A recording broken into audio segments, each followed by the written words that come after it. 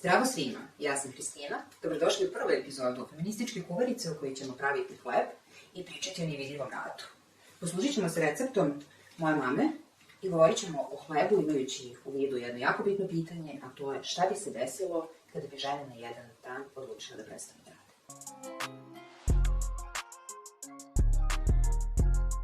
Danas pričamo o hlebu, koji, kao i nevidljivi rad, se uvek nekako podrazumeva.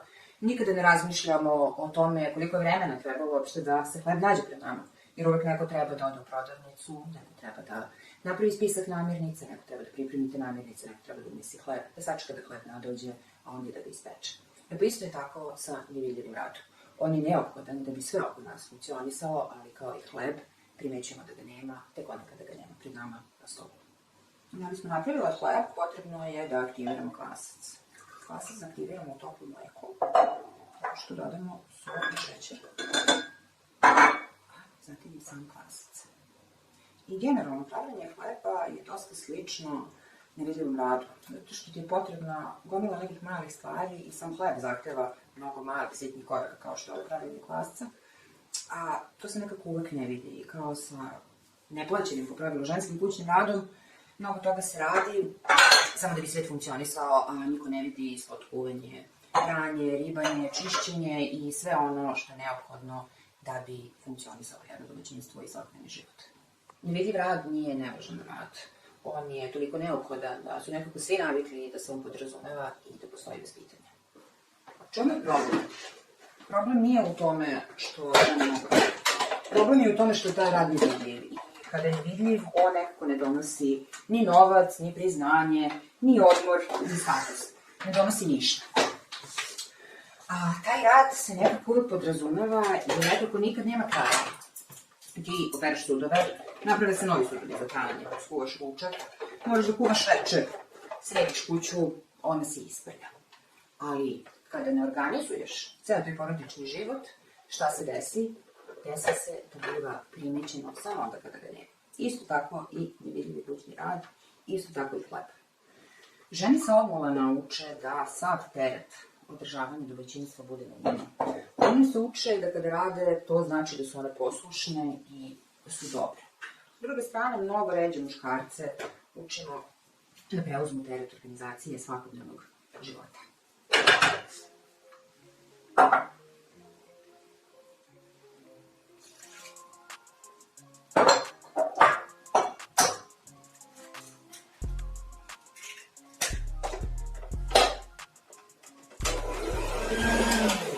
Zato neplaćeni kućni rad nije pitanje jedne porodice, to je političko pitanje, jer zapravo pitanje koje stoji iza toga ko obavlja većinu nevidljivog neplaćenog kućnog rada je zapravo pitanje koja je osoba koja ima više slobodnog vremena.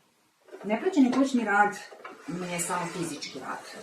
Zapravo, najveći deo tog nevidljivog rada je onaj rad koji podrazumeva svo ono mentalno opterećenje koje je potrebno da bi svakodnevni život funkcionisao, odnosno tiče se upravljanja vremena. I to je zapravo ono pitanje kada ko ima zakazano kod lekara. Da li imamo mleko u frižideru ako imamo, da li mu je možda istek rok.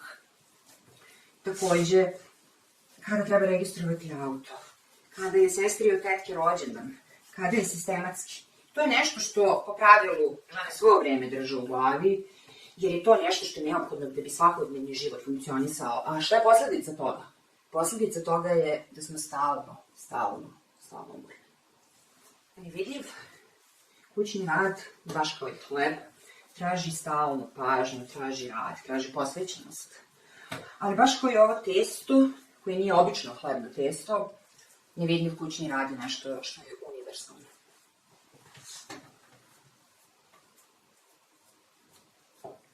Kada hleb uspe, svi kažu lepo. Zapravo, niko ne razmišlja o tome šta je sve bilo potrebno da taj hleb uspe.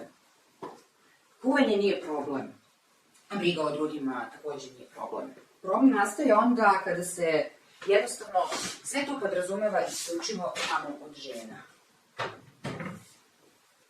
Ovaj hleb je jednostavan, ali iza njega ipak stoji rat. I baš zato bih volela da sledeći put, kada uđemo u čistu kuću, u čist stan, čist prostor, kada nas neko posluži svežim hlebom, da se zapitamo šta se nalazi iza svega toga. Jer čak i za onih najjednostavnijih stvari, poput hleba koji svakodnevno podrazumevamo, stoji veliki rad.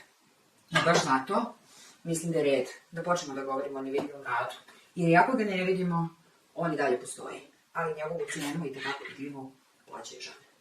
Ja sam Hristina, ovo je bila prva epizoda Feminističke kumarice.